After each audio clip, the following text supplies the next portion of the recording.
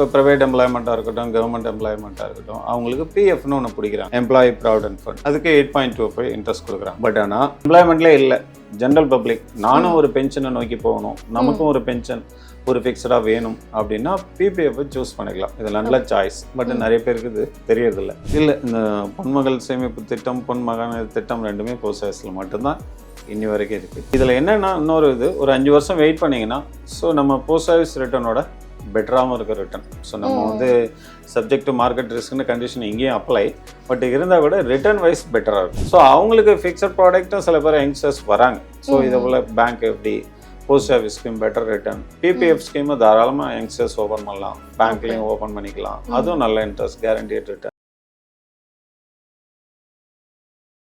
வணக்கம் சார். வணக்கம்.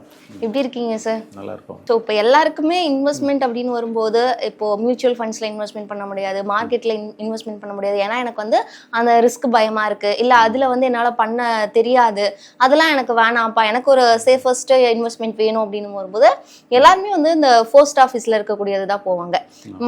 மேஜராக தெரியறது என்னென்னா எஃப்டி தெரியும், ஆர்டி தெரியும், ஆனால் நிறைய ஸ்கீம்ஸ்லாம் இருக்குது போஸ்ட் ஆஃபீஸில்.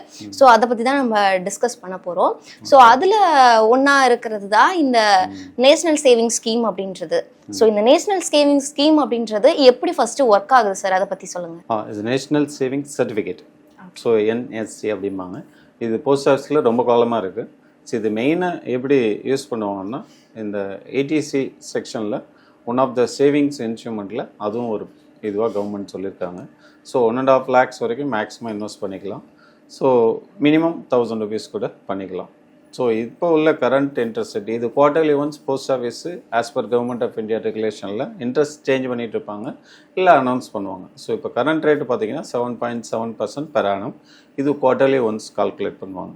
ஸோ இது போஸ்ட் ஆஃபீஸில் மட்டும்தான் கிடைக்கும் என்எஸ்சிங்கிறது. ஸோ இதை பார்த்தீங்கன்னா எப்படி வாங்குறது அப்படின்னு பார்த்தீங்கன்னா, போஸ்ட் ஆஃபீஸில் கேஒய்சி டாக்குமெண்ட்ஸ், இப்போ எல்லாத்துக்குமே கேஒய்சி கேட்குறாங்க. லைக் உங்கள் பேன், ஆதார், ஃபோட்டோ இதெல்லாம் கொடுத்து தாராளமாக ஜாயின் பண்ணிக்கலாம். ஸோ அப் டு 20,000 வரைக்கும் கேஷாக கொடுக்கலாம். அதுக்கு மேலேயும் கேஷாக கொடுத்தா இப்போ அக்செப்ட் பண்ணியிருக்காங்க இண்டிவிஜுவலாக டேரெக்டாக. இது நீங்களே டேரெக்டாக போஸ்ட் ஆஃபீஸ்லேயும் போய் வாங்கிக்கலாம், இல்லை அஞ்சலக முகவர்கள் இருக்காங்க, ஸோ எஸ்ஏஎஸ் ஏஜென்ட்னு சொல்லுவாங்க, அவங்க மூலியமாகவும் நீங்கள் அப்ரோச் பண்ணி வாங்கிக்கலாம். என்ன போஸ்ட் ஆஃபீஸ் போய் அலைய முடியாது அப்படின்னா அவங்க மூலியமாக போய் வாங்கிக்கலாம். ஸோ இது பக்கா government scheme and central government தான் போஸ்ட் ஆஃபீஸ் நடத்துகிறாங்க. அதனால் இதில் எதுவும் ரொம்ப இஷ்யூஸ் எதுவும் வராது. இந்த சர்டிஃபிகேட் யாருனாலும் வாங்கலாமா சார்? யாருனாலும் இன்வெஸ்ட்மெண்ட் பண்ணலாமா?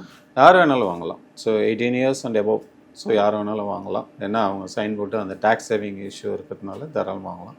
கேஸ் மைனர் பேர்லேயே வாங்கிக்கலாம், பட் பேரண்ட்ஸ் தான் சிக்னேச்சர் போட்டு வாங்கலாம். இன்கேஸ் சில பேர் மைனர்ஸும் நிறைய இன்கம் காமிக்க போனால் அந்த இன்கம் டேக்ஸ் ரெடியூஸ் பண்ணுறதுக்காக அந்த 1.5 lakhs வரைக்கும் ஏடிசி சேவிங்ஸில் மைனர் பேர்லேயே வாங்கிக்கலாம். இதில் இன்ட்ரெஸ்ட் ரேட் எவ்வளோ சொல்லியிருந்தீங்க சார்? கரண்ட் ரேட்டு பார்த்தீங்கன்னா 7.7% இந்த 1425லேருந்து. ஸோ இது every quarters post office announce பண்ணுறதுக்கு வரை வேரி ஆகும். இதில் என்ன முறைன்னா, இந்த 1/4/2025லேருந்து 30th June 2025 வரைக்கும் என்ன ரேட் இருக்கோ அது வந்து அந்த பீரியடில் டெபாசிட் பண்ணுறவங்களுக்கு அந்த மெச்சூரிட்டி வரைக்கும் அதே தான் அப்ளை ஆகும். ஸோ இதில் லாக்இன் பீரியட் எவ்வளோ நாள்? இது வந்து 5 years லாக்இன் பீரியட். இதில் ஒரு அட்வான்டேஜ் டிஸ்அட்வான்டேஜ் என்னென்னா, சில பேர் மற்ற ப்ராடக்ட் போட்டால் எப்போயாலும் வேணுங்கும் போது அவசரத்துக்கு எடுத்துக்கலாம். பட்டு போஸ்ட் ஆஃபீஸ் என்எஸ்சி ஸ்கீமை பொறுத்த வரைக்கும் 5 years கண்டிப்பாக லாக் ஆகும். இடையில அட் எனி காஸ்ட் எடுக்க வித்ட்ராயல் பண்ண முடியாது. ஆனால் இன்னொரு ஆப்ஷன் இருக்குது. சப்போஸ் சில பேங்க் என்எஸ்சி அகேன்ஸ்ட் லோன் தருவாங்க. ஸோ அங்கே போய் பிளட்ஜ் பண்ணிவிட்டு, நம்ம இப்போ கோல்டெல்லாம் பிளட்ஜ் பண்ணி லோன் வாங்குகிறோம் இல்லையா, அதே போல் அங்கே போய் பிளட்ஜ் பண்ணிவிட்டு அதுக்கு அகேன்ஸ்டாக ஒரு certain percentage, அது பேங்க் டு பேங்க் வேரி ஆகும். சில சமயம் 80%, சில சமயம் 90% வரைக்கும் லோன் கொடுப்பாங்க. ஸோ அதர்வைஸ் அந்த என்எஸ்சியை இன்பிட்வீன் 5 yearsக்குள்ளே எடுக்க முடியாது. ஆனால் ஒரு எக்ஸப்ஷன், இன்கேஸ் ஒரு என்எஸ்சி போட்டு அவர் இறந்துட்டார் அப்படின்னா நாமினி அதை கிளைம் பண்ணிக்கலாம். அதே போல் எக்ஸாம்பிள் தான் மட்டும்தான், எக்ஸம்ஷன் மட்டும்தான் இருக்குது. ஓகே சார், இது வேறு எதுக்காக யூஸ் ஆகும் சார் இந்த சர்டிஃபிகேட்? இதுதான் டேக்ஸ் சேவிங் பர்பஸ் மெயின். நிறைய பேர் என்எஸ்சி போஸ்ட் ஆஃபீஸில் போகிறாங்கன்னா டேக்ஸ் சேவிங் பர்பஸ் தான். Plus compared to bank FD தாராளமாக இது ஹையர் இன்ட்ரெஸ்ட்டாக இருக்கும். ஸோ அதுக்காக ப்ளஸ் சேஃப்டி அதுக்காகவும். ஸோ இதை வச்சும் நம்ம லோன் வந்து வாங்கிக்கலாம் அப்படின்னு சார்? தாராளமாக வாங்கிக்கலாம். பட் பிளட்ஜ் பண்ணும்போது அந்த என்டாஸ்மெண்ட்னு ஒன்று உண்டு, அவங்க பேருக்கு ஃபேவராக அசைன் பண்ணும் அது. ஸோ அதுக்கு செப்பரேட் ஃபார்ம்ஸ் அதெல்லாம் பேங்க்ஸ் கொடுப்பாங்க, போஸ்ட் ஆஃபீஸும் கொடுப்பாங்க.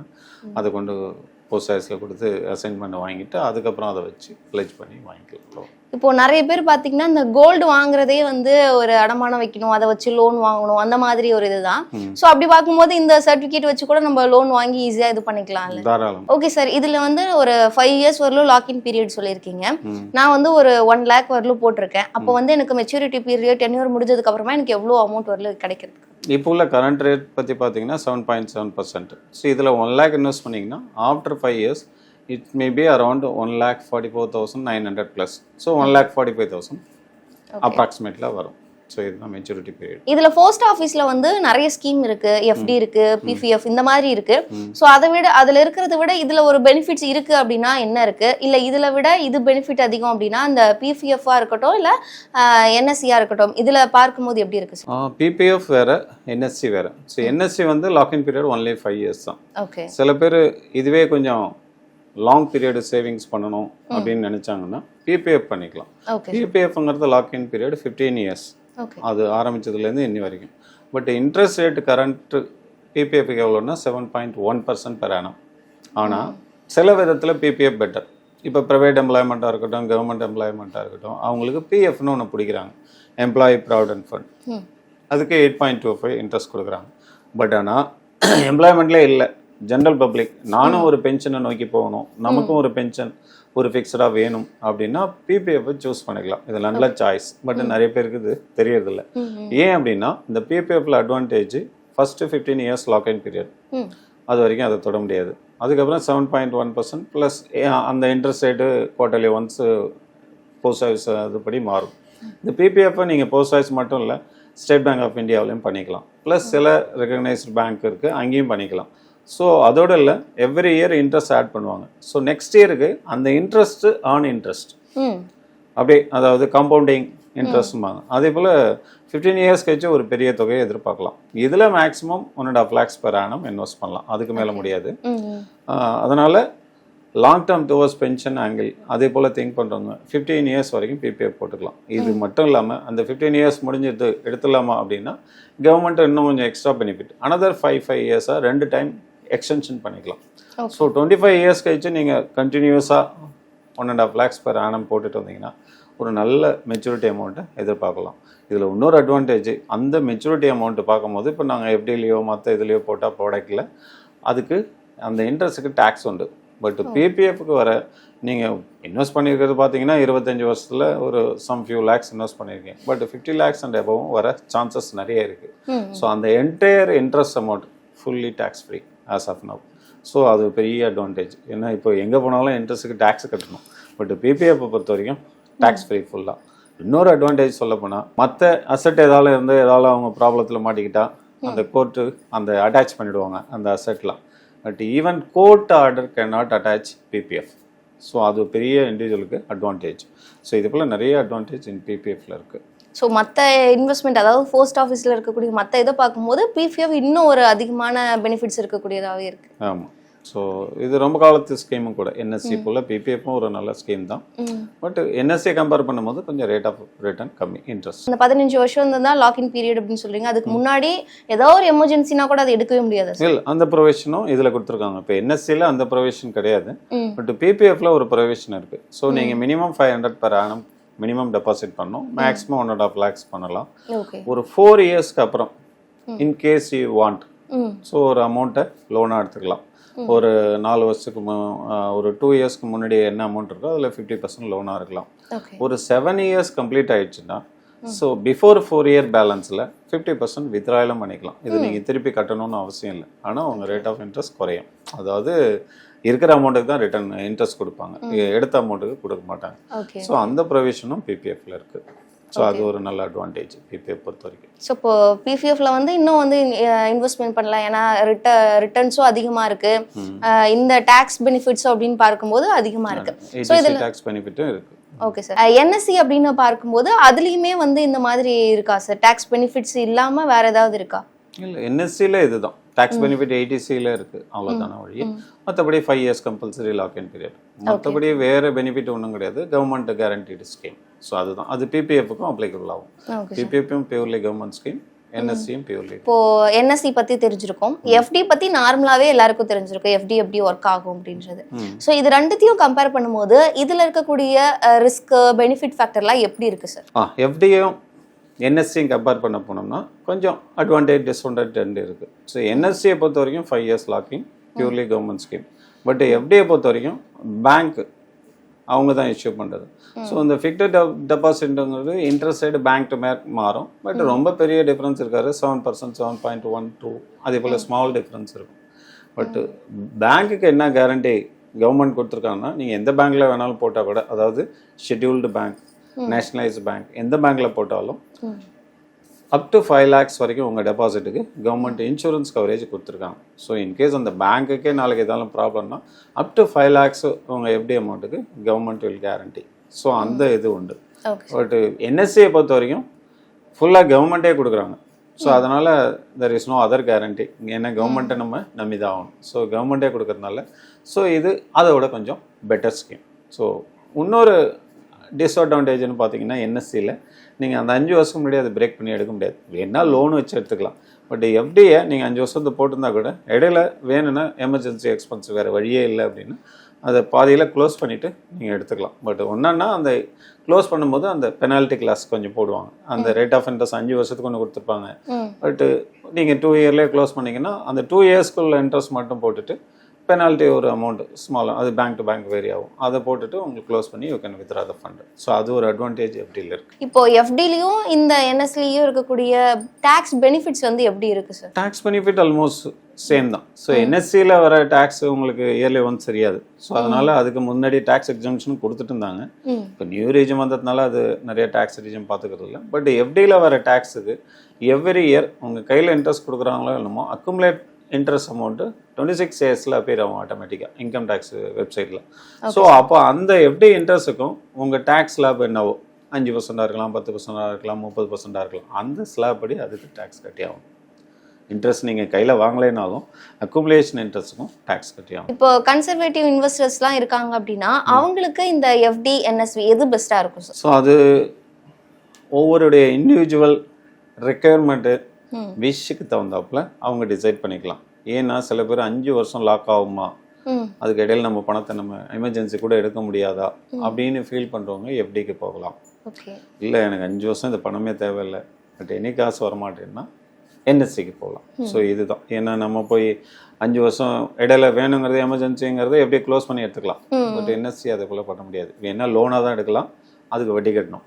ஸோ அதனால் பெட்டர் ஷார்ட் டைமாக க்ளோஸ் பண்ணிடுவோம்னு ஐடியா இருந்தால் எப்படி இஸ் பெட்டர். இப்போ என்எஸ்சி வந்து எவ்வளோ அமௌண்ட் வரலும் நம்ம போட்டுட்டு இருந்தா ஒரு பெட்டர் ஒரு ரிட்டர்ன்ஸ் கிடைக்கும் சார்? அதான் மினிமம் 1000 rupees போடலாம். மேக்ஸிமம் இன்னைக்குள்ள லிமிட் படி அந்த செக்ஷன் 80C சேவிங்ஸுக்காக என்எஸ்சி யூஸ் பண்ணிக்கலாம். 1.5 lakhs மேக்ஸிமம். ஸோ அதுக்கு மேலே என்எஸ்சியில் இன்வெஸ்ட் பண்ண முடியாது. பட் ரொம்ப அதிகமாக போஸ்ட் ஆஃபீஸில் இன்வெஸ்ட் பண்ணால் ஒன் மோர் ஆப்ஷன், இந்த கிசான் விகாஸ் பத்திரம்னு ஒன்று இருக்குது, கேவிபி, அது தாராளமாக யூஸ் பண்ணிக்கலாம். அது என்எஸ்சியோட கொஞ்சம் ரேட் ஆஃப் இன்ட்ரெஸ்ட் கம்மி தான், பட் ஸ்டில் வேணும்னா அதை யூஸ் பண்ணிக்கலாம். ஸோ அது இப்போ வந்து around 10 years nearly double possibility இருக்குது. அது வந்து there is no limit. Minimum 1000 தான், மேக்ஸிமம் லிமிட் ஒன்றும் கிடையாது.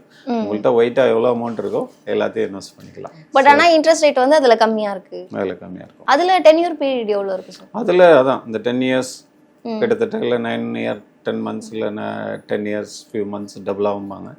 இன்கேஸ் அதில் ஒரு ஆப்ஷன் இருக்குது, நீங்கள் 2.5 yearsல வேணும் அப்படின்னா அன்றைக்கி டேட்டில் என்ன வேல்யூவோ அதை வித்ரா பண்ணிக்கலாம். அந்த ஆப்ஷன் இருக்குது.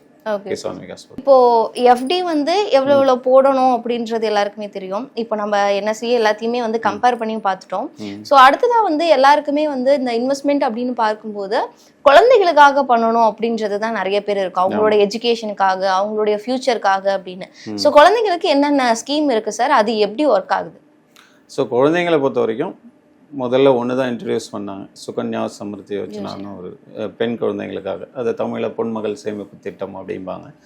அது ஆரம்பத்தில் பார்த்தீங்கன்னா 9.5% ஏதோ இன்ட்ரெஸ்ட் இருந்தது. அது இன்ட்ரடியூஸ் பண்ணி ரொம்ப நாள் ஆச்சு, ரொம்ப வருஷம் ஆச்சு. அதை கொஞ்சம் கொஞ்சமாக குறைஞ்சி இன்றைக்கி கரண்ட் ரேட் 8.2% இன்ட்ரெஸ்ட் ரேட் இருக்குது.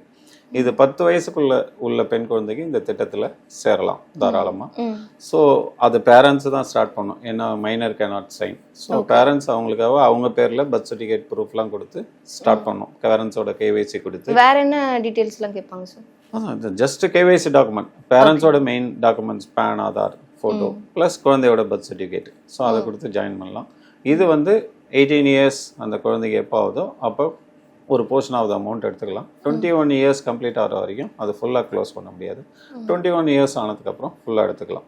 ஸோ இந்த 18 வயசுலேருந்து 19, 20, 21 வரைக்கும் அந்த காலேஜ் பீரியடாக இருக்கும். ஸோ அந்த பீரியடில் கொஞ்சம் கொஞ்சமாக வேணுங்க அந்த படிப்பு செலவுக்காக எடுத்துக்கலாம். இல்லை 21 வருஷம் ஃபுல்லாக முடிஞ்சு ஃபார் மேரேஜ் எக்ஸ்பென்ஸுக்கும் யூஸ் பண்ணிக்கலாம். ஸோ இது பெண்களுக்கு குழந்தைகளுக்கான சிறப்பு திட்டம். என்ன சில பேர் கேரண்டீடாக, என்ன சில பேர் இப்போ எல்லாம் பார்த்தீங்கன்னா பெண்கள் பிறந்தோடனே இந்த ஸ்கீம் ஒன்று ஸ்டார்ட் பண்ணிடுறாங்க. இதுலேயும் அதே லிமிட் தான், அந்த 80C டேக்ஸ் பெனிஃபிட் இதுக்கும் உண்டு. பேரண்ட்ஸ் அதுக்கு பெனிஃபிட்டை என்ஜாய் பண்ணிக்கலாம். 1.5 லட்சம் மேக்ஸிமம் இன்வெஸ்ட் பண்ணலாம். மினிமம் 500 per annum இன்வெஸ்ட் பண்ணிக்கலாம். Okay okay sir. சார் இப்போ பசங்களுக்காக எதுவும் இல்லையா? அது வந்து அந்த பொன்மகன் சேமிப்பு திட்டம், பொது வைப்பு நிதி, அது தமிழில் சொல்கிறாங்க அப்படி தான். அதே ஜாயின் பண்ணிக்கலாம். அதுவும் வந்து எல்லாருக்கும் அப்ளிகபிள் இல்லை.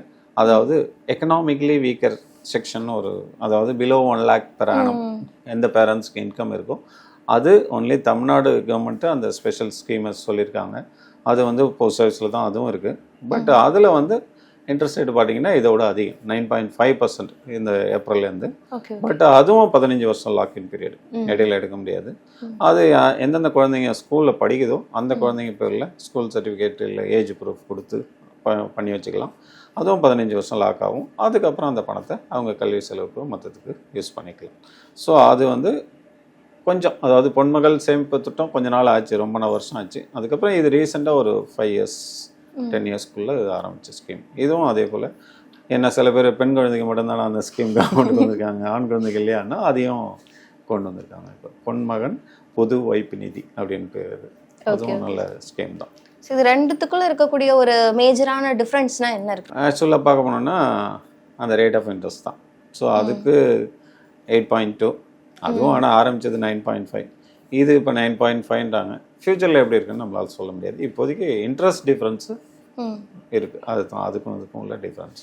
எவ்வளோ அதிகமாக இருக்குது சார் இது ரெண்டுத்துக்குள்ள? அதான் 9.5 பொன் மகனுக்கு இருக்குது, 8.2. இதில் வந்து அதில் 18 வருஷம் லாக்கு, இதில் 15 வருஷம் தான் லாக்கு.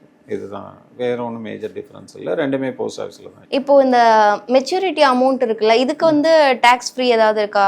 டேக்ஸ் பெனிஃபிட்ஸ் ஏதாவது கிடைக்குமா? தாராளமாக. இந்த செல்வமகள் சேமிப்பு திட்டத்துக்கும் இந்த ஆண் குழந்தைகள் பொன் மகன் பொது வைப்பு நிதிக்கும் என்டையர் அமௌண்ட் டேக்ஸ் ஃப்ரீ தான். ஸோ அதில் ஒன்றும் டேக்ஸ் வராது. ஸோ பேரண்ட்ஸ் வந்து அவங்களோட எஜுகேஷனுக்காக அப்ளை பண்ணணும்.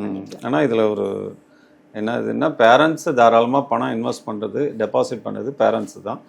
ஒன்ஸ் இந்த ஸ்கீம் ரெண்டுலேயுமே 18 வயசு ஆனால் தான் பணத்தை எடுக்க முடியும். அப்போ வந்து அந்த குழந்தைங்க பேரில் தான் அக்கௌண்ட் வேணும். பேரண்ட்ஸு மேபி குழந்தை அக்கௌண்ட்டுக்கு தான் போவோம், அதுக்கப்புறம் அவங்க வேணா குழந்தை கொடுத்தா அதை வாங்கிக்கலாம். ஸோ அதர்வைஸ் பேரண்ட்ஸுக்கு அந்த அமௌண்ட்டு கிடைக்காது. Okay okay. ஸோ அவங்க வந்து மைனர்லேருந்து மேஜர் ஆகிட்டாங்கனாங்களே அவங்க அந்த அக்கௌண்ட் மாறிடும். ஸோ அவங்க எடுத்து இது பண்ணுற மாதிரி தான் இருக்கும். மெச்சூரிட்டி அமௌண்ட்டு அந்த குழந்தையோட அக்கௌண்ட்டுக்கு தான் 18 வயசுக்கு மேலே போகும். ஓகே. அந்த 18 வயசுக்கு மேலே குழந்தையோட அக்கௌண்ட்டை ட்ரான்ஸ்ஃபர் பண்ணும்போது அவங்க அது வந்து between understand between the children and parents. So அது அவங்க யூஸ் பண்ணிக்கலாம். சரி, இப்போ 15 வருஷத்துக்கு வரலும் 18 வருஷம் வரலும் அந்த அமௌண்ட் எடுக்க முடியாது அப்படின்னு சொல்றீங்க. இப்போ வந்து ஒரு எஜுகேஷனுக்காக நான் போடுறேன், எனக்கு வந்து 1 வருஷத்துல 2 வருஷத்துல இந்த மாதிரி அமௌண்ட் எடுக்கிற மாதிரி இருக்கணும் அப்படின்னா அது ஏதாவது இருக்கா போஸ்ட் ஆஃபீஸ்ல? அதே போல போஸ்ட் ஆஃபீஸில் குழந்தைங்க பேரில் போட்டு இன்பிட்வீன் எடுக்கிறாப்புல இது இல்லை. அதுக்கு தான் அந்த இன்னொன்று ஆல்டர்னேட்டிவ் சொன்னேன், கிசான் விகாஸ் பத்திரம். அது 2.5 வருஷம் தான் லாக்கு. அதை குழந்தை பேரில் வேணும்னா போட்டுக்கலாம். வேணும்னா அப் டு மைனர் வரைக்கும் பேரண்ட்ஸே சைன் பண்ணலாம், 18 இயர்ஸ் வரைக்கும். அதை வேணா க்ளோஸ் பண்ணி எடுத்துக்கலாம். மற்ற இந்த ஸ்கீமில் அதே போல் இது பண்ண முடியாது. ஈவன் பிபிஎஃப் ஸ்கீம்லேயும் அதே போல் வித்ட்ராயல் பண்ண முடியாது. ஒன்லி அந்த 8 இயர்ஸ் அந்த 7.5 இயர்ஸ் கம்ப்ளீட் ஆனோன்னு ஒரு போர்ஷன் ஆஃப் அமௌண்ட் எடுத்துக்கலாம். ஃபுல் அக்கௌண்ட்டை க்ளோஸ் பண்ண முடியாது. சரி, இந்த 2 ஸ்கீம்லையும் வித்ட்ரா பண்ணுறதுக்கு வேற ஏதாவது கண்டிஷன்ஸ் ஏதாவது இருக்கா சார்? கண்டிஷன்ஸ்லாம் ஒன்றும் இல்லை. வித்ட்ரா பண்ணோடனே சேம் அந்த கேவைசி டாக்குமெண்ட்ஸ் கேட்பாங்க, பேன், ஆதார். அதுக்கப்புறம் அதை வந்து இப்போ முன்னாடியெல்லாம் ஒரு லிமிட்டட் அமௌண்ட் வரைக்கும் கேஷாக கொடுத்துட்டு இருந்தாங்க. இப்போ நார்மலி கேஷாக கொடுக்கறதில்ல, பிலோ 10,000 கேஷாக கொடுக்குறாங்க. பாக்கி எல்லாமே அவங்கவுங்க அக்கௌண்ட், மேபி போஸ்ட் ஆஃபீஸில் இருக்கலாம், இல்லை அதர் பேங்க்ஸில் இருக்கலாம், மேபி சில்ட்ரன் பேரில், இல்லை பேரண்ட்ஸ் பேரில். அது பேரண்ட்ஸ் இதை எடுக்க முடியாது. சில்ட்ரன் பேரில் பேங்க்கில் அக்கௌண்ட் இருந்தால் அந்த அக்கௌண்ட்டுக்கு ப்ரூஃபை கொடுத்துட்டு ஆட்டோமேட்டிக்காக அந்த அமௌண்ட்டை ட்ரான்ஸ்ஃபர் பண்ணிடுவாங்க. ஸோ அதுக்கப்புறம் அங்கேருந்து அவங்க. ஸோ இந்த ஸ்கீம் எல்லாமே வந்து போஸ்ட் ஆஃபீஸ் போய் தான் பண்ணணுமா, இல்லை ஒவ்வொரு ஸ்கீமுக்கும் வந்து வேற ஏதாவது இது இருக்கா சார் ஆப்ஷன்? இல்லை, இந்த பொன்மகள் சேமிப்பு திட்டம், பொன்மகன் திட்டம் ரெண்டுமே போஸ்ட் ஆஃபீஸில் மட்டும்தான் இன்னி வரைக்கும் இருக்கு. பிபிஎஃப் வேணா ஆல்டர்னேட்டிவ் பேங்க்ஸ்லயும் இருக்கு, என்எஸ்சியும் போஸ்ட் ஆஃபீஸ்ல தான் இருக்கு, கிசான் விகாஸும் போஸ்ட் ஆஃபீஸ்ல மட்டும்தான். இந்த ஆன்லைன்ல அந்த மாதிரிலாம் எதுவும் பண்ண முடியல? இல்ல, போஸ்ட் ஆஃபீஸ்ல இப்போ கொஞ்சம் கொஞ்சமா ஆன்லைன் கொண்டு வந்துட்டாங்க. இப்போ கரண்ட் பீரியட்ல நீங்க ஆன்லைன் வெல் வெஸ்டா இருந்தா ஈவன் போஸ்ட் ஆஃபீஸ் இந்த ஸ்கீமே கூட ஆன்லைன்ல பண்ணிக்கலாம்.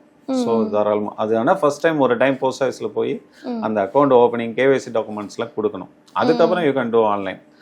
ஸோ அது தாராளமாக இப்போ அந்த ஃபெசிலிட்டி கொண்டு வந்திருக்காங்க. ஈவன் நீங்கள் பேங்க்குலேருந்து வேறு பேங்க்லேருந்து அந்த அக்கௌண்ட்டுக்கு அமௌண்ட்டையும் ட்ரான்ஸ்ஃபர் பண்ணிக்கலாம். ப்ளஸ் போஸ்ட் ஆஃபீஸ்லையும் இப்போ டெபிட் கார்டெலாம் கொடுக்க ஆரம்பிச்சிட்டாங்க. ஸோ அது இன்கேஸ் அந்த எஸ்பிஐ அக்கௌண்ட்டை வித்ட்ராயல் பண்ணிங்கன்னா நீங்கள் ஏடிஎம்ல போட்டு வித்ட்ராயல் பண்ணிக்கலாம். ஸோ அந்த ஃபெசிலிட்டியும் இப்போ போஸ்ட் ஆஃபீஸ் இம்ப்ரூவ் பண்ணியிருக்காங்க. இப்போ போஸ்ட் ஆஃபீஸில் மக்களுக்கு தெரியாமல் வேறு ஏதாவது ஸ்கீம் இருக்குது, இதுலேயும் இன்வெஸ்ட்மெண்ட் பண்ணலாம் அப்படின்னா அது ஏதாவது இருக்கா சார்? இல்லை, அது ஃபஸ்ட்டு நீங்கள் சொன்னாப்புல சேவிங்ஸ் அக்கௌண்ட்டு, ஆர்டி அக்கௌண்ட்டு, அதுதான். ஸோ மற்றபடி வேறு இது இல்லை. அந்த சீனியர் சிட்டிசன் ஸ்கீம் ஒன்று இருக்குது, அது 8.2. அதாவது ரிட்டையர் ஆனவங்க சீனியர் அல்லாட்னால 58 வயசு கம்ப்ளீட் ஆகி ரிட்டையர் ஆகி வித்தின் 1 மந்த்துக்குள்ள அந்த ஸ்கீமில் என்ட்ரு ஆக ஃபெசிலிட்டி இருக்குது. முதல்ல 15 லட்சம் மேக்ஸிமம் டெபாசிட்னாங்க, இப்போ 30 lakhs வரைக்கும் அந்த டெபாசிட்டை இன்க்ரீஸ் பண்ணியிருக்காங்க லாஸ்ட் இயர்லேருந்து. அது மெச்சூரிட்டி பீரியட் அது 5 years. ஓகே. ஸோ 5 years வரைக்கும் அவங்களுக்கு குவார்டர்லி ஒன்ஸ் இன்ட்ரெஸ்ட் கிரெடிட் ஆகிருக்கும். அது பென்ஷன் மாரி அவங்க எடுத்து செலவு பண்ணிக்கலாம். மந்த்லி கூட அதை எடுத்துக்கலாம்? மந்த்லி முடியாது, எஸ்பிஐ அக்கௌண்ட்டுக்கு குவார்டர்லி ஒன்ஸ் ட்ரான்ஸ்ஃபர் பண்ணிடுவாங்க. அதை வேணா இவங்க டிவைட் 3 பண்ணி மந்த்லி வேணா எடுத்து செலவு பண்ணிக்கலாம். ஆனால் அந்த 5 years கம்ப்ளீட் ஆனோடனே இன்னொரு 3 years அந்த ஸ்கீமை எக்ஸ்டெண்ட் பண்ணிக்கலாம். ஸோ அதே போல் பண்ணிக்கலாம். ஆனால் இந்த சீனியர் சிட்டிசன் வந்து ஜாயிண்டாக தான் ஓப்பன் பண்ணிக்கணும், ஹஸ்பண்ட் அண்ட் ஒய்ஃப். அதே போல் ஹஸ்பண்ட் சீனியராக, அதாவது 58 ரிட்டையர் ஆனால் போகிறோம், ஒய்ஃபு எங்கேஜாக இருந்தாலும் பரவாயில்ல. சப்போஸ் இவங்க 2 பேர்ல யாராவது இறந்துட்டாங்க அப்படின்ற பட்சத்தில் அதுக்கு என்ன பண்ணுவாங்க? அது ஒன்றும் இல்லை, அந்த டெத் சர்டிஃபிகேட் கொடுத்து சிங்கிள் அக்கௌண்ட்டை மாற்றிக்கலாம். அதில் ஒன்றும் இது இல்லை. நாமினியே மேபி சேஞ்ச் பண்ண வேண்டியதாக இருக்கும். ஓகே, அவ்வளோதான். அந்த இறந்த பர்சன் பதிலாக வேற யாரையாவது நாமினி போட்டால் கரெக்டாக அது பண்ணிக்கலாம். அது பண்ணிக்கலாம். இந்த எல்லா அக்கௌண்ட்டுக்குமே நாமினி இது பண்ணிக்கலாம். சில்ட்ரன்ஸ்க்காக பார்க்கும்போது இந்த ஒரு 2-3 இதுதான் சொன்னீங்க. இப்போ போஸ்ட் ஆஃபீஸ் தவிர வேற எதுலையாவது இருக்கா சார் சில்ட்ரன்ஸ்க்காக சேவிங்ஸ் பண்ணுறதுக்காக? சில்ட்ரன்ஸ்க்காக மைனர் பேங்க் அக்கௌண்ட் ஓப்பன் பண்ணிக்கலாம். அதில் எஃப்டி அது இது எல்லாம் பண்ணிக்கலாம். அதுக்கு அடுத்தது இன்னொன்று சில்ட்ரனுக்காக இருக்குன்னா மியூச்சுவல் ஃபண்ட்ஸில் சில்ட்ரன் ஸ்கீம்னு இருக்குது. அது எல்லா ஃபண்ட் ஹவுஸ்லேயும் இல்லை, ஒரு சில ஃபண்ட் ஹவுஸில் children benefit fund, children savings scheme எல்லாம் வச்சுருக்காங்க. பட் அது என்னென்னா 100% ஈக்விட்டி கிடையாது. ஒரு 50 to 60% ஈக்விட்டி இருக்கும், பேலன்ஸ் ஃபிக்ஸடில் இருக்கும். அதாவது பேலன்ஸ்டு ஃபண்டும்பாங்க. ஸோ ரொம்ப ரிஸ்க் இல்லை அது. ஏன்னா சில்ட்ரனுக்குன்னு போடும்போது ரொம்ப ரிஸ்க் உள்ள ஃபண்டாக போடக்கூடாதுன்ட்டு இது போல் காம்பினேஷனில் டெட் அண்ட் ஈக்விட்டி காம்பினேஷனில் சில்ட்ரன்ஸ் ஃபண்ட்ஸ் இருக்காங்க. அதுலேயும் with 5 year login period, without 5 year login period அப்படின்ட்டு ஸ்கீம் இருக்குது. வித் லாக்இன் பீரியடே போகலாம். அதில் நீங்கள் எஸ்ஐபி மாரி சிஸ்டமும் பண்ணிக்கலாம் சில்ட்ரன் இதில். அது தாராளமாக நீங்கள் பேரண்ட்ஸ் அக்கௌண்ட்லேருந்து எஸ்ஐபி போகலாம் சில்ட்ரன் நேமில். இதில் என்னென்னா இன்னொரு இது, ஒரு 5 வருஷம் வெயிட் பண்ணிங்கன்னா ஸோ நம்ம போஸ்ட் ஆஃபீஸ் ரிட்டர்னோட பெட்டராகவும் இருக்க ரிட்டர்ன். ஸோ நம்ம வந்து சப்ஜெக்ட் டு மார்க்கெட் ரிஸ்க்னு கண்டிஷன் இங்கேயும் அப்ளை, பட் இருந்தால் கூட ரிட்டர்ன் வைஸ் பெட்டராக இருக்கும். ஸோ அதோடு இல்லாமல் அந்த போஸ்ட் ஆஃபீஸில் அந்த சில்ட்ரன் ஸ்கீம் போட்டால் நீங்கள் இப்போ பார்த்தீங்கன்னா எல்கேஜிக்கு 2 lakh 1 lakh பண்ண வேண்டியதாக இருக்குது. ஒரு எல்கேஜி அப்போ அந்த அக்கௌண்ட் ஆரம்பித்து ஒரு 5ஆவதுக்கு அப்புறம் பார்த்தீங்கன்னா இயர்லி இப்போல்லாம் 1 lakh ஃபீஸ்லாம் காமன் ஆகுது. ஸோ நீங்கள் எஸ்ஐபியை கொஞ்சம் அதிகமாக போட்டு சில்ட்ரன் ஸ்கீமில் ஸோ அப்பப்போ நீங்கள் இயர்லி ஒன்ஸ் ஃபீஸ் கட்டுறதுக்கு அதுலேருந்து எடுத்து பண்ணிக்கலாம். அதில் இயர்லி ஒன்ஸ் எப்படி எடுத்துக்கலாம்? தாராளமாக. அதான் அந்த 5 year லாக்இன் பீரியட் முடிஞ்சோன்னே எஸ்ஐபியை கொஞ்சம் அதிகமாகிக்கலாம், இல்லை ஒன் டைமாகவும் அது எவ்வளோ வேணாலும் போடலாம், லிமிட் எதுவும் கிடையாது. போட்டுட்டு உங்களுக்கு இயர்லி எவ்வளோ அந்த சில்ட்ரனுக்கு ஃபீஸ் வேணுமோ அந்த ஃபீஸை தாராளமாக எடுத்து அந்த அமௌண்ட்டில் வித்ட்ரா பண்ணி தாராளமாக ஸ்கூல் ஃபீஸு ஈவன் அதை அப்படியே கண்டினியூ பண்ணிக்கிட்டு 18 வயசு வரைக்கும் இல்லை 20 வயசு வரைக்கும் கண்டினியூ, 18 வயசு வரைக்கும் தான் அதில் இன்வெஸ்ட் பண்ண முடியும். பட் 20 வயசு அந்த காலேஜ் முடிகிற வரைக்கும் 21 22 தாராளமாக அந்த ஸ்கீமில் எடுத்து அந்த ஃபீஸ் கட்டிட்டு போயிட்டுருக்கலாம். அதில் நிறைய ஸ்கீம் இருக்குது. உங்களுக்கு ரேட் ஆஃப் ரிட்டர்ன் பேஸ் அந்த பாஸ்ட் பர்ஃபார்மன்ஸ் பார்த்து பிராண்டை பார்த்து யூ கேன் இன்வெஸ்ட் பண்ணிங்கன்னா டெஃபினட்டாக அதுலேயும் நல்ல ரிட்டர்ன் வரும். ஏன்னா இதில் ஷூடு ரிட்டர்ன் எதுவும் கிடையாது. இப்போ நான் சொன்னேன் இல்லையா, இதில் 8.2 தர மாட்டேன். அங்கே மியூச்சுவல் ஃபண்டில் அந்த சப்ஜெக்ட் டு மார்க்கெட் ரிஸ்க்கு தான் சொல்ல முடியும். பட் ரிட்டர்ன் வந்து லாங் டைமில் 5 years and after நல்லாவே இருக்கும். ஸோ அதில் வந்து எந்த இதுவும் இல்லை. நிறைய பேர் அதை யூஸ் பண்ணிட்டு இருக்காங்க. ஆனால் அங்கேயும் இதே கண்டிஷன் தான் அப்ளை. அந்த மெச்சூரிட்டி அமௌண்ட்டு அந்த சில்ட்ரன் உள்ள அக்கௌண்ட் நேமுக்கு தான் போகும். பேரண்ட்ஸ் வேணாலும் கட்டலாம், இன்வெஸ்ட் பண்ணலாம், டெபாசிட் பண்ணலாம். பட் மெச்சூரிட்டி அமௌண்ட்டோ இல்லை வித்ராயல் அமௌண்ட்டோ மைனராக இருக்கிற வரைக்கும் பேரண்ட்ஸ் பண்ணிக்கலாம். ஒன்ஸ் மேஜர் ஆகிட்டா அது சில்ட்ரன் அக்கௌண்ட்டுக்கு தான் போகும். ஸோ அதுதான் அது சில்ட்ரன் ஸ்கீமும் நிறைய பேர் போட்டுட்டு இருக்காங்க. சரி, இப்போ யங்ஸ்டர்ஸ்க்கு அப்படின்னு பார்க்கும்போது ஒரு 20,000-30,000 சம்பளம் வாங்குறாங்க. அவங்களுக்கு வந்து இந்த மியூச்சுவல் ஃபண்ட்ஸ்ல இப்போ நிறைய பேர் வந்து லாஸ் ஆகிட்டு இருக்காங்க. ஒரு மியூச்சுவல் ஃபண்ட்ஸ் போகிறதுக்கு ஒரு பயமும் இருந்துகிட்டு இருக்கு. ஸோ இங்க போஸ்ட் ஆஃபீஸ் பக்கம் வரும்போது எந்த ஸ்கீம் அவங்க சூஸ் பண்ணலாம்? அட்லீஸ்ட் மேக்ஸிமம் இவ்வளோவாது அவங்க டெபாசிட் பண்ணா இவ்வளோ மெச்சூரிட்டி அமௌண்ட் கிடைக்கும் அப்படின்னா அது எப்படி? இப்போ உள்ள யங்ஸ்டர்ஸ் எப்படி ஆரம்பிக்கிறாங்கன்னா, முதல்ல வந்து ஒரு சேலரி ஸ்டார்ட் பண்ணும், ஒரு போர்ஷன் ஆஃப் த அமௌண்ட் சேவிங்ஸ்ன்னு ஹேபிட் ஸ்டார்ட் பண்ணோம் அப்படின்னு பேரண்ட்ஸ் கம்பல் பண்ணுவாங்க. ஸோ அவங்க சொல்கிற பேச்சு முதல்ல கேட்பாங்க. இப்போ யாரும் அதெல்லாம் அது எல்லாருன்னு சொல்ல முடியாது, ஒரு குறிப்பிட்ட சதவிகிதம் அவங்களா செலவு பண்ணணும், ஏர்ன் அண்ட் என்ஜாய் அப்படின்னு கல்ச்சரில் தான் இருக்காங்க. ஒரு சிலர் சேவிங்ஸுக்கும் வராங்க. ஆனால் என்ன பண்ணுறாங்க அப்படின்னா, அதுவும் ஒரு பர்சன்டேஜ், எல்லாரையும் நான் சொல்ல விரும்பல. எல்லாமே அந்த ஆப் பேஸ்டு ஃபின்டெக் கம்பெனிஸ் நிறைய பேர் பண்ணுவாங்க. ஸோ அவங்க என்ன ரிட்டர்ன் எதுவும் நோ கைடன்ஸ் எதுவும் இருக்காது. ஏதோ ஃப்ரெண்ட்ஸு யூஸ் பண்ணுவாங்க ஆப்பு. ஸோ அவங்களும் யூஸ் பண்ணி பர்ச்சேஸ் பண்ணுவாங்க. இதில் நிறைய பேர் போயிடுறது என்னென்னா, ரெகுலர் ஷேர் மார்க்கெட் இல்லாமல், அதாவது ஷேர் மார்க்கெட்னா இன்வெஸ்ட்மெண்ட் இன் பிக் கம்பெனிஸ் போட்டால் அவங்க பணம் எங்கேயும் போகாது. அதுவும் கொஞ்சம் ரிஸ்க் இருக்குது. பட் லாங் டைமில் நல்ல ரிட்டர்ன் தரும். நிறைய பேர் இந்த எஃப்என்டோ டெரிவேட்டிவ்ஸ் அதே போல் போய் end up with loss. Even செவியே ஒரு 6 months முன்னாடி ஒரு இது கொடுத்தாங்க. ஸோ இன்னும் அதே போல் எஃப்என்டோவில் போகிறாங்க. 90% of the people end up with loss only. So அந்த ஹார்ட் ஏர்ன்டு மணியை இதே போல் தெரியாமல் எந்த கைடன்ஸும் இல்லாமல் போட்டு லாஸ் பண்ணுறது அவாய்ட் பண்ணிக்கலாம். இதே போல் கொஞ்சம் கைடன்ஸோடு போய் எந்த ஸ்கீம் பெட்டரு என்ன அப்படின்ட்டு ஒரு அட்வைசரியோ இல்லை எம்எஃப்டி இல்லை நல்ல ஃபினான்ஷியல் இவங்களே எக்ஸ்பர்ட்டை போய் கன்சல்ட் பண்ணிக்கிட்டு பண்ணுறது நல்லது. ஸோ அவங்களுக்கு ஃபிக்ஸட் ப்ராடக்ட்டும் சில பேர் யங்ஸ்டர்ஸ் வராங்க. ஸோ இதே போல் bank FD, post office scheme, better return, PPF scheme தாராளமாக யங்ஸ்டர்ஸ் ஓப்பன் பண்ணலாம். பேங்க்லேயும் ஓப்பன் பண்ணிக்கலாம். அதுவும் நல்ல இன்ட்ரெஸ்ட், கேரண்டீட் ரிட்டர்ன். ஸோ ஒரு certain portion of the amount. So இப்போது நார்மலாக பார்த்தீங்கன்னா 30% சேவிங்ஸ் நீங்கள் ஏர்ன் பண்ணுற அமௌண்ட்டில் பண்ணலான்னா ஒரு 10% அமௌண்ட்டை தாராளமாக ஃபிக்ஸட் ஸ்கீமில் போட்டு வச்சுக்கிறது நல்லது. ஏன்னா மார்க்கெட்டுங்கிறது ஏறும் இறங்கும். அது வந்து ஆல்வேஸ் ஸ்பெகுலேட்டிவ். ஸோ அதனால் அது இவ்வளோ ரிட்டர்ன் தரும்னு சொல்ல முடியாது. அதனால் இதே போல் ஸ்கீமில் போட்டு ஒரு ஃபிக்ஸடாக ஒரு கேரண்டீட் இந்த இன்கம் வரும், இது நமக்கு சேஃப்டியானது அப்படிங்கிற தாராளமாக போஸ்ட் ஆஃபீஸில் போடலாம். ஏன்னா அவங்க எல்லாரும் இப்போ மொபைலில் தான் எல்லா ஆப்ரேஷனும் பண்ணுறாங்க. அதனால் போஸ்ட் ஆஃபீஸும் அதே போல் வந்திருக்காங்க கொஞ்சம் கொஞ்சமாக. ஸோ அதனால் தாராளமாக அந்த மொபைல் யூஸ் பண்ணி நெட் பேங்கிங் யூஸ் பண்ணி போஸ்ட் ஆஃபீஸ் அக்கௌண்ட்டில் பிபிஎஃப் இல்லை பேங்க் அக்கௌண்ட்டில் ஓப்பன் பண்ணி தாராளமாக பண்ணிக்கலாம். இப்போ வந்து போஸ்ட் ஆஃபீஸ் அப்படின்னு பார்க்கும்போது குழந்தைங்கள்ல இருந்து பெரியவங்கள வரலும் இப்போ யங்ஸ்டர்ஸ்க்கும் ஒரு இன்வெஸ்ட்மெண்ட் ஒரு பெஸ்ட் ஆப்ஷனா வந்து நிறைய போஸ்ட் ஆஃபீஸ்ல ஸ்கீம் இருக்கு அப்படின்றது நிறைய விஷயம் சொல்லியிருக்கீங்க. ரொம்ப தேங்க்யூ சார். இப்போ போஸ்ட் ஆஃபீஸ் ரிலேட்டடா இல்ல அதுல இருக்கக்கூடிய ஸ்கீம்ஸ் ரிலேட்டடா உங்களுக்கு ஏதாவது டவுட் இருந்துச்சுன்னா அதை நீங்களும் கமெண்ட் பண்ணலாம். மேலும் ஈடி தமிழ் சேனல்ல வரப்போகும் பிசினஸ் மற்றும் அது ரிலேட்டடான வீடியோவை பார்க்க உடனே கீழே இருக்க சப்ஸ்கிரைப் பட்டனை கிளிக் பண்ணுங்க.